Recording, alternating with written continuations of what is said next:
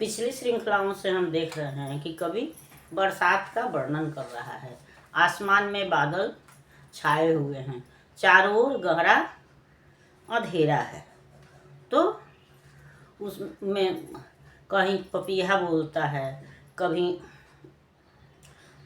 बादल के चादर ओढ़ करके चांद और सितारे जो हैं वो सोए हुए दिखाई पड़ते हैं। यानी कि चारों तरफ जो है वह अंधेरे का साम्राज्य फैला हुआ है। वैसे भी बरसात में रात जो होती है वह अमावस्या की रात होती है तो ज़्यादा अंधेरी होती है, काली रात ज़्यादा अंधेरी होती है और वह हमें डराती भी है और हमारे अंदर तरह तरह की भावनाएं भी भरती हैं। तो यहाँ भी कवि कह रहा है कि यह जो है वह पावस ऋतु यानी वर्षा ऋतु की गहरी अंधेरी रात है, जिसमें कि क्या है, आसमान में जो है उस पर से बिजली चमकती है, जुगनू चमकते हैं, छोटे छोटे जुगनू जो हैं वो पेड़ों पर झुरमुट में दिखाई पड़ते हैं और चारों तरफ जो है आसमान, नभमंडल का मतलब आकाश है, तो चारों तरफ जो है वह बादल की चादर या अंधेरे की चादर जो है वह फैली हुई है। तो कभी समय था जब हम खुश रहते हैं तो हमको अंधेरा भी अच्छा लगता है और दुखी रहते हैं तो उजाला भी बुरा लगता है। तो कवि के साथ भी यही बात है। वह अपने पिछले दिनों को याद करते हुए कहता है कि कभी वह समय था कि हमको यह बिजली की चमक भी हमारे अंदर खुशी पैदा करती थी और हम बादलों से या बिजली से भी हम उसकी चंचलता से भी कभी होड़ लगाते थे, बाजी लगाते थे या उसके साथ उसका मुकाबला करते थे। लेकिन आज तो मैं अकेला हूँ और ऐसी स्थिति में हमको रामचरितमानस की प्रसिद्ध पंक्ति है, घन घमंड नभ गर्जत घूरा प्रियाहीन डरपत मन मूरा। तो वही कवि कह रहा है कि जब भगवान राम, जो कि भगवान थे, दिव्य पुरुष थे, जब प्रिया पत्नी के नहीं रहने पर उनका मन इन बादलों को देख करके डरता है, तो फिर मैं तो साधारण मनुष्य हूँ, फिर मुझे इसमें शर्माने की, लज्जित होने की क्या बात है।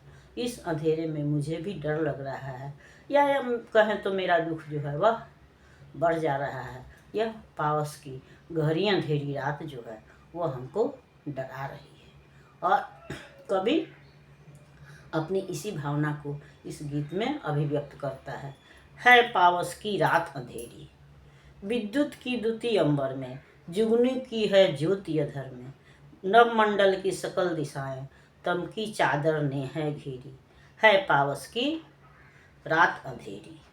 मैंने अपने हाथ चपल से होड़ कभी ली थी बादल से, किंतु गगन का गर्जन सुनकर आज धड़कती छाती मेरी, यह पावस की रात अंधेरी है। साजिहवा पर आई घन घमंड वाली चौपाई, जहाँ देव भी कांप उठे थे, क्यों लज्जित मानवता मेरी, यह पावस की रात अंधेरी। तो वही है कि यह वर्षा ऋतु की गहरी अंधेरी रात है जिसमें बिजली चमक रही है, चारों ओर जो है आसमान में बिजली चमक रही है और वायुमंडल में या धरती पर जो है वह जुगनू जो है वह चमक रहे हैं। उसी तरह से हमारी, जिस तरह से जुगनू जलते हैं बुझते हैं, उसी तरह से हमारी भावनाएं भी उठ रही हैं, गिर रही हैं या तरह तरह के विचार हमारे मन में आ रहे हैं, जबकि पूरी प्रकृति जो है वह रात की काली चादर में या अंधेरे की काली चादर में ढकी हुई है। तो कभी वह समय था, हमारे भी अच्छे दिन थे, हमारे भी मित्र थे, साथी थे, लोग थे, तो उस समय हम इन बादलों में भी इस बिजली से होड़ लगाते थे, बाजी लगाते थे या इस अंधेरे में भी खुशी मनाते थे। लेकिन आज वह समय नहीं है, आज मैं अकेला हूँ।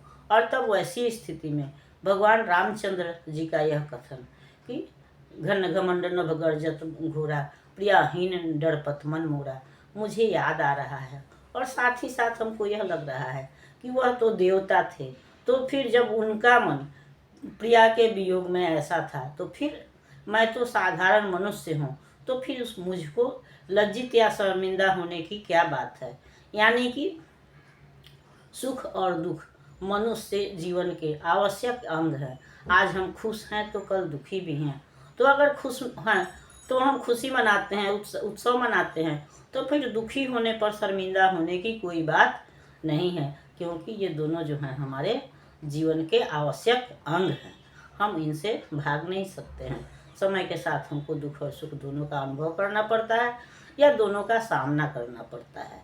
इसलिए दुखों से भागने का नहीं, बल्कि इसका मुकाबला करने का समय होता है, और यही हमारे व्यक्तित्व को जो है वह निखारता है। दुख में तपकर ही हमारा व्यक्तित्व जो है वह निखरता है। इसलिए दुखों से डरना नहीं, बल्कि उसका सामना करने की सीख जो है वह कभी देता है, उससे शर्मिंदा होने के लिए नहीं करता है। अगली श्रृंखला में हम अगले गीत पर विचार करेंगे।